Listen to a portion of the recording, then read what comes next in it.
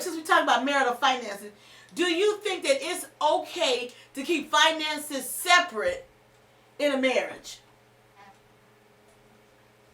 As a man that's married, I typically tell folks I don't get involved in your marital because I feel like everybody's marriage works differently. Some folks' marriage work better together. Some folks' marriage work better than I put this money in an account and we just pay the bills. Some folks' marriage work, but what's the bills? Let's split it down the middle. I pay my half, you pay your half. So every marriage works differently.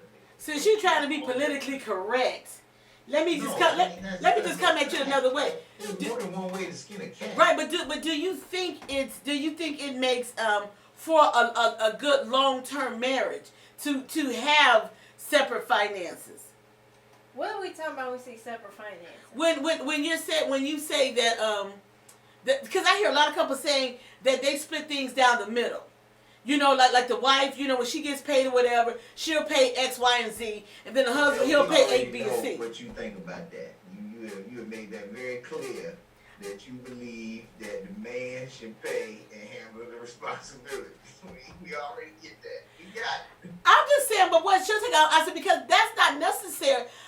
When I'm talking about marriage in general, I guess I have my own view of marriage and relationships. So when people saying that when they say, oh, well, my wife, when she get paid, she gonna pay this, and this. To me, I find that something's wrong with that. Let me go here. I say in a relationship or marriage, I say some people can do like 70-30, 60-40. I don't feel like it has to necessarily be 50-50. Yeah, that I totally disagree with the whole 50-50 thing. I mean, I don't feel like if it's something like I get paid and I can handle it and I'll pay it, absolutely, I'll take care. I agree. I will agree with that. I don't feel, but I'm not one who feel like the man has to do everything or the woman has to do everything. Yeah. Because now to me, that's not a marriage. If I got to pay everything, why am I married to you? I might as well stay single. Well, no, you can't. That's unfair. That's you can't say that because that's unfair. Because you can't say if just because one person. Let's just go to this. Even if the man is the house is a stay-at-home spouse, wait a minute. and the wife is working, you can't say that person is not adding value to the relationship. Wait a minute. Now, did you just contradict yourself? Nope. Bull. You literally just sat there and said the man should pay everything in a marriage. No, but then you said what if if the person is not working? Somebody. No, what you said is that if that person is working. I was bringing it up as a fact that if I'm doing everything and you sitting at home not doing nothing. If you're sitting at home. But when you said not doing nothing, that's like. Okay, if you just being lazy. Now, if you just got somebody sitting home not being lazy, you need a divorce in general. But I'm gonna be honest. If I'm not working, you're taking care of the house. Okay. I have no problem. Right. I have no problem. If you're doing that and you have your little at-home job on the side while you take care of the house, wonderful. That's what I'm fine with that. I'm just saying, if you just a lazy, you know what? Right, because I thought you were saying because some people do say that if you're just a stay-at-home parent, then you don't deserve to say to have input or say what's being bought in the house. No, I ain't. So I was gonna be like, wait, hold on, you can't go there. No, I wasn't saying that. Yeah, I was going to eat you up with that one. I know. I was going to eat you alive with that situation. I was not saying that one. So you're saying I just disagree, Dr. Fight, with people saying they're in a marriage and they have separate bank accounts. They have all the I disagree with that to a certain point. The only time I think like separate accounts should come into play is if you realize like 5 years into the marriage, this person ain't right, and I may need to have me a little stash fund. So I'm gonna have me some money over here. Now I'm gonna go. Then okay. Now I'm gonna go here. If I need to have me a little slush fund. If there are separate accounts in the marriage, what if you have the joint account and say you paid all the bills with the joint account from the joint account, and then something comes up and you have to grab it from like another account? I think that's okay. But that's a separate account. That's your separate account. Listen, I can't make you go into that account, but if you want to. But your husband or wife knows that you have it.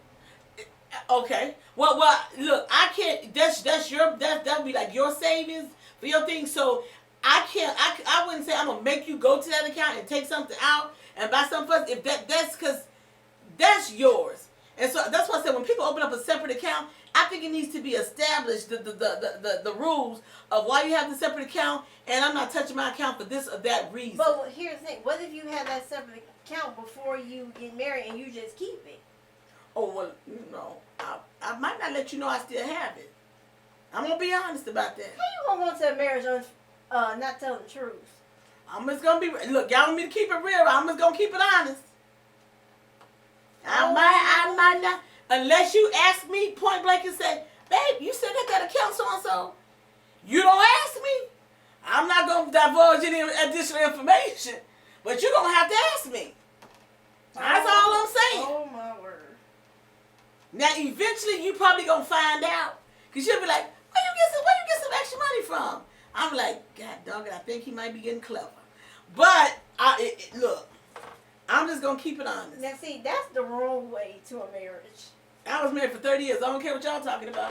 That's the wrong way to a marriage. Oh my! But I'm gonna be honest. I was always open about financial stuff in my marriage. I mean, I really was. When it came to bank accounts and finance and stuff like that, I've always been open. I just find it really funny when people say they don't put their finances together and they marry. My initial thing is like, well, how do you call that a marriage? That's how I go into that. That's because they handle household responsibilities different, and different is not always bad. Yeah. I'm gonna let you have that one.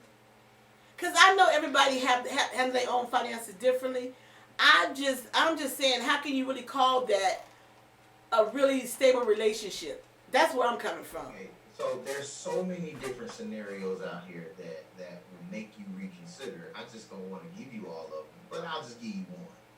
Let's just say hypothetically, I know a couple.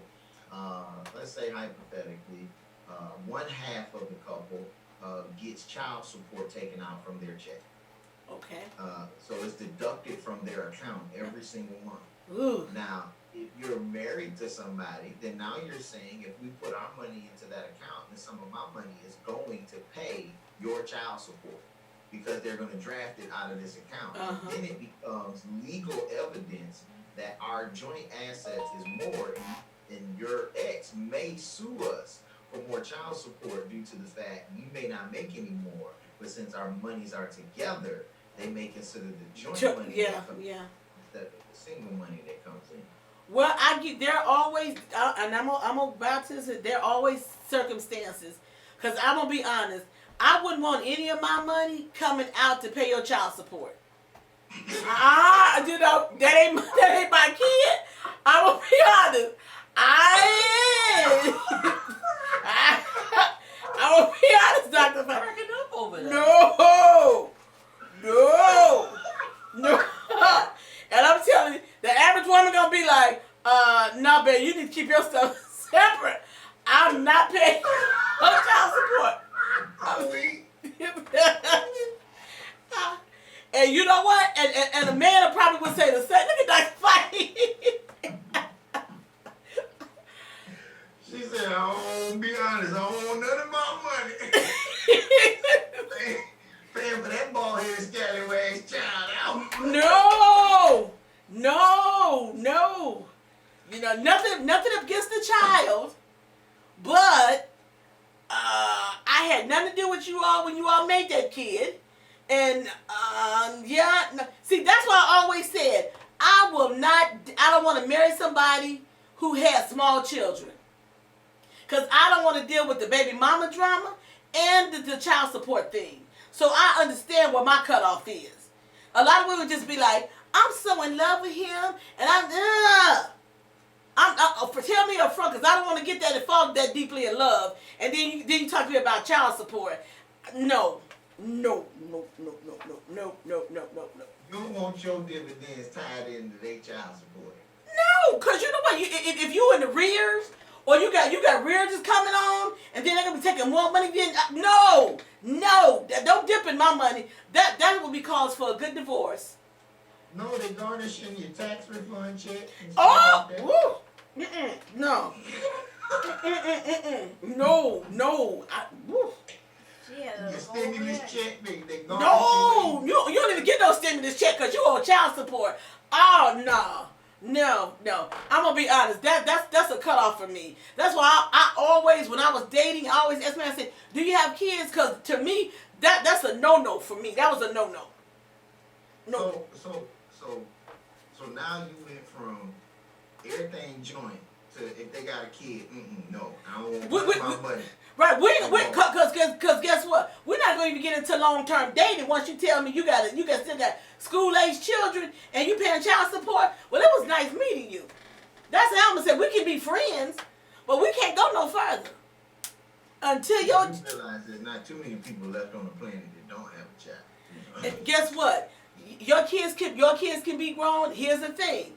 My significant at the moment got an 18-year-old. Okay, I'm fine with that. You got an 18-year-old? I ain't got a problem with that. So I don't have to play mama to that.